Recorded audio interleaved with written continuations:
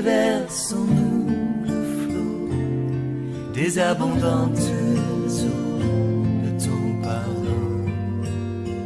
Viens inonder nos vies, restaure-nous, guéris ton Église.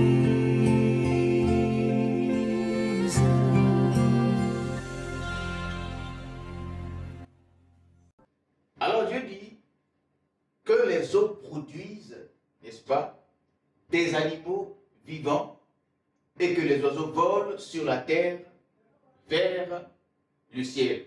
Et que les oiseaux volent sur la terre vers le ciel. Alléluia. Alléluia. Alors pour notre étude, nous allons voir un certain nombre d'expressions, n'est-ce pas, ou de mots qui vont nous amener à une meilleure compréhension de cette pensée de Dieu exprimée à travers le verset 20. Et les expressions que nous aimerons bien soumettre à votre attention sont ceux-là. D'abord, que les eaux produisent. Que les eaux produisent, c'est la première expression que nous voulons souligner, n'est-ce pas? Et regardez de plus près ensuite cette autre expression, tous les animaux vivants. Animaux vivants. Alléluia. Donc, le premier, c'est que les eaux produisent. Ensuite, animaux vivants. Nous voulons retenir également cette expression, n'est-ce pas, toujours dans le verset 20, qui dira que, sinon qui dit, que des oiseaux volent. Que des oiseaux volent, nous pouvons rajouter sur la terre vers l'étendue du ciel. Alléluia. Alors regardons de plus près, n'est-ce pas, cette première expression que nous avons retenue afin de mieux comprendre la pensée de Dieu. Cette expression est que les eaux produisent, n'est-ce pas, des animaux. Que les eaux produisent. Alléluia. Que les eaux produisent. Ici, nous voulons faire attention, comme d'ailleurs nous l'avons fait depuis même le premier jour, avant même le premier jour, n'est-ce pas, au mode de création. Sinon, comment est-ce que Dieu crée? Alléluia. Et pour savoir exactement le processus que Dieu utilise, ou la façon que Dieu utilise, la méthode que Dieu utilise pour créer, ce sont les expressions que Dieu va utiliser à chaque fois qu'il voudra, n'est-ce pas, créer. Nous nous rappelons que le premier jour, sinon au premier jour, lorsque Dieu crée, n'est-ce pas, la lumière, Dieu utilise l'expression. Et l'expression que Dieu utilise pour créer la lumière, c'est que la lumière soit, n'est-ce pas? Alors Dieu ne dira pas, créons la lumière, ou bien que la nature crée la lumière, ou bien que la lumière se produise, ou autre chose. Dieu dira plutôt que la lumière soit. Dieu va ordonner, Dieu va dire, n'est-ce pas, cette parole-là, afin que la lumière soit, ou avant que la lumière ne soit, n'est-ce pas? Et nous avons expliqué pourquoi est-ce que Dieu utilise cette méthode. Parce que pour nous, préalablement, avant que la lumière ne soit, étant donné que nous situons ou nous mettons la création de Dieu, n'est-ce pas, dans un processus, et que pour nous, avant que la chose ne soit, Dieu va d'abord créer, n'est-ce pas, un cadre adéquat, un cadre propice afin que la chose puisse être. N'est-ce pas? C'est pourquoi il dira que la lumière soit, parce que préalablement, il y a des choses capables de produire la lumière. Et là, nous sommes au verset 3 de Genèse 1er, le premier jour. Alors, le deuxième jour, au verset donc 6, Dieu dira qu'il y ait une étendue entre les eaux pour séparer les eaux d'avec les eaux ici, Dieu voulait créer le ciel. L'expression qu'il utilise, c'est qui est une étendue, n'est-ce pas?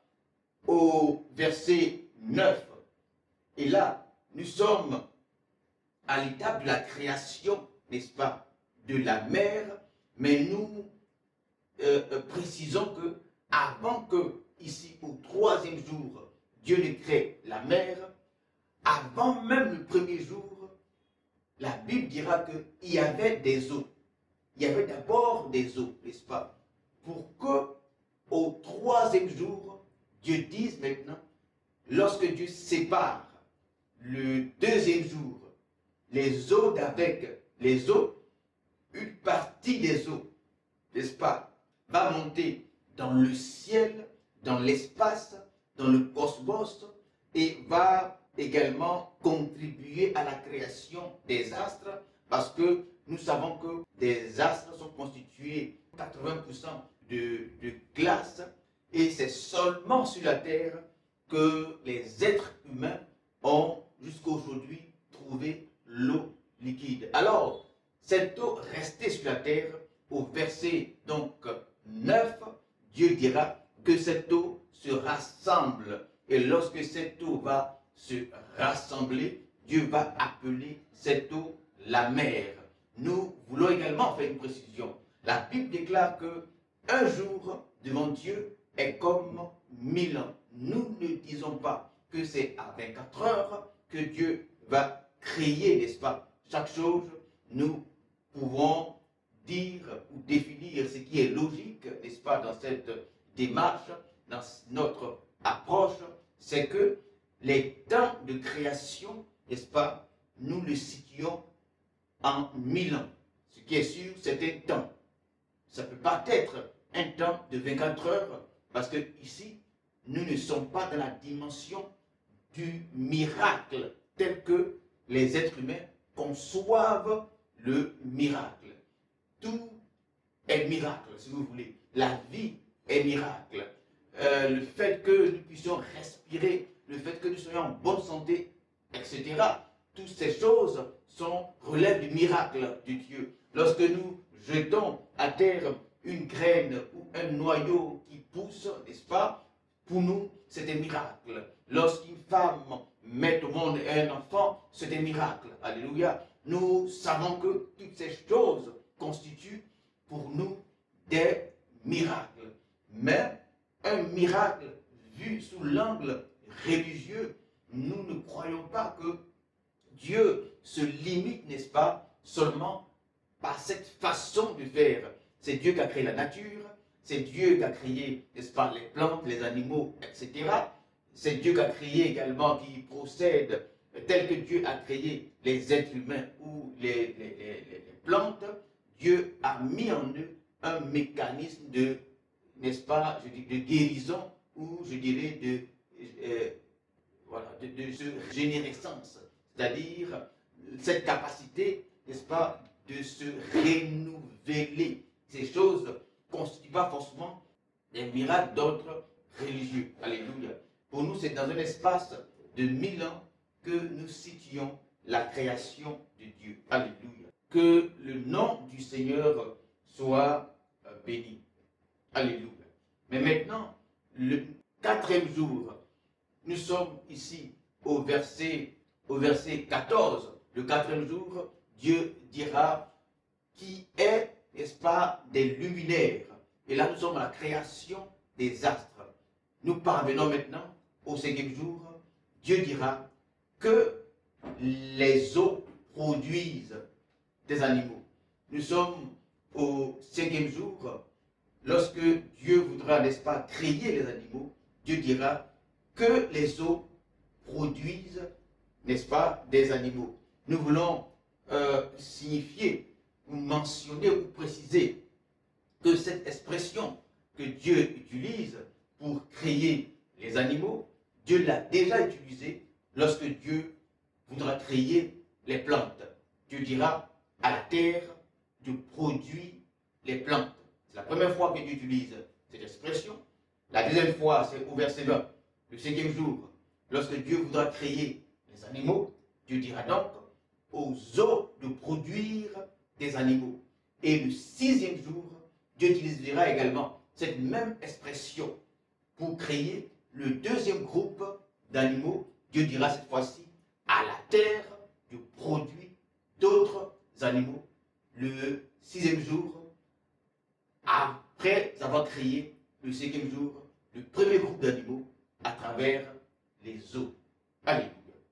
Et donc, cette expression, n'est-ce pas, pour nous, que les eaux produisent, fait allusion, n'est-ce pas, comme nous l'avons dit pour le 3e jour, cela fait allusion à un mécanisme que Dieu va mettre en place afin que, à travers ce mécanisme-là, la vie animale puisse venir.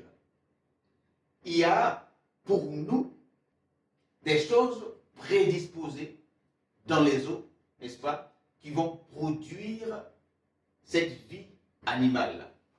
Et ce que nous pensons, c'est que Dieu va, avant que nous puissions voir les animaux de façon palpable, en grandeur nature, ce qui est dit au verset 21, que Dieu créa les grands poissons et tous les animaux. Avant que ces grands poissons ne puissent émerger de l'eau, n'est-ce pas, sortir, n'est-ce pas, ou apparaître dans l'eau, pour nous, ces grands poissons ont commencé par l'infiniment petit, toujours par l'infiniment petit. Ces grands poissons étaient d'abord des mollusques, avant même d'être des mollusques. Ces grands poissons étaient des unicellulaires, ils étaient d'abord microscopiques avant, n'est-ce pas, de devenir ces grands poissons-là. Alléluia. Et donc, si nous allons, n'est-ce pas, sur cet angle-là, nous savons que les questions que les gens pourront nous poser, c'est de savoir, est-ce que nous croyons, n'est-ce pas, au processus d'évolution? Concernant donc l'évolution, depuis le premier jour, avant même le premier jour, nous avons déjà parlé d'évolution. Parce que oui, pour nous, nous disons que selon la création de Dieu, il y a eu évolution. Selon la création de Dieu, il y a eu évolution.